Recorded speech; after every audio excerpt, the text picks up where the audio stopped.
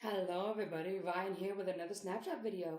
This is going to be 20W46, 46A. And there's quite a few changes, some of them good, interesting to say the least. And one of the first changes I want to show is the bundles now have a new texture, as you can see here. And they look a lot different, and they have a new UI now. So like say you hover over it, if there's items in it, it will show the item instead of just the name of the item, as you can see here. And this one here is completely full of unique items, and as you can see, 64 items right there, like 8 by 8. So yeah, that's actually quite nice. I actually do like that quite a bit. Oops. Too bad it doesn't show when there's items inside of the bundle. That'd be like some sort of inception anyway. Yeah, there was also some other texture changes to things like candles. As you can see here, candles now have a new texture, as well as some other blocks, but I don't really notice much of a difference between those. But yeah, I guess they're there.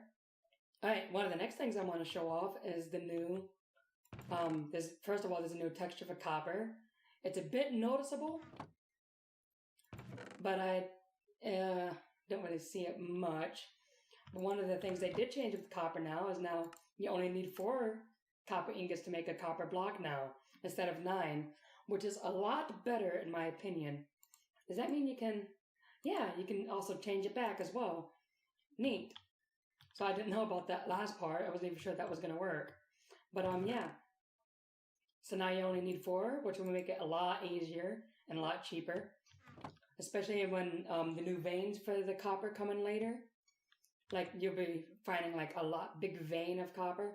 I kind of wish that you would get more copper when you smelt it, but, I digress. Alright, now one of the next new things I want to show off is the new powdered snow, powdered snow. And how you get this is that you leave a cauldron, like, basically anywhere where it snows, you leave a cauldron out and it will fill up with snow, and you just pick it up with a bucket, and you get yourself some powdered snow. And you could just place it down like this, if you want to. And something else about it is that it actually floats as well, which is actually kind of nice, because you can actually kind of use it to build traps, because what this actually does is the player will actually sink through it rather slowly, actually. And something else I'll show off in a sec. Jeez. Come over here, and if I go put myself in survival, as you see here, I sink into the snow. And as I do, you can see that my field of view zooms in and I get this effect around me.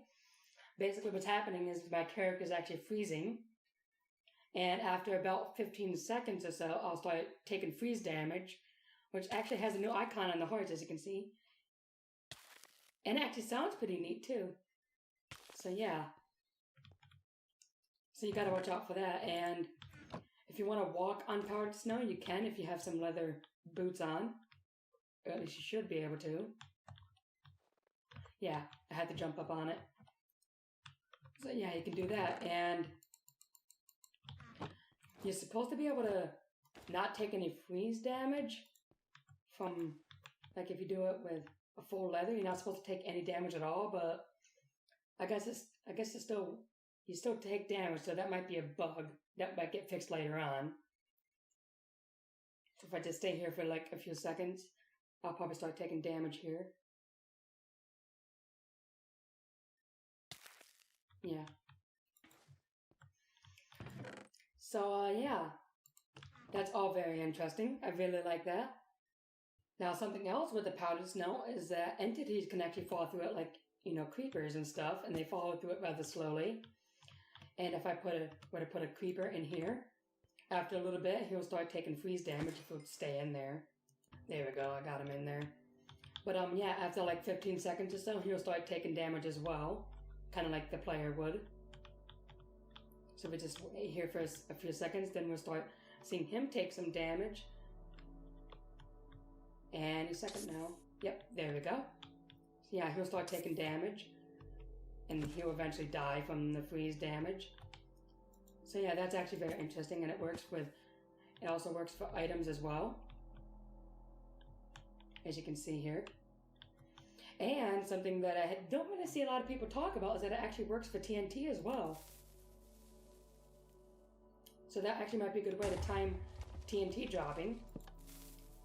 So if I do that, it'll like explode in midair. So, yeah. I think that's about all I wanted to show with the new stuff added. They've added a bunch of new, like, commands. They replaced a command with something new now. And they've added a bunch of new data pack stuff, as well as command block things you can do now.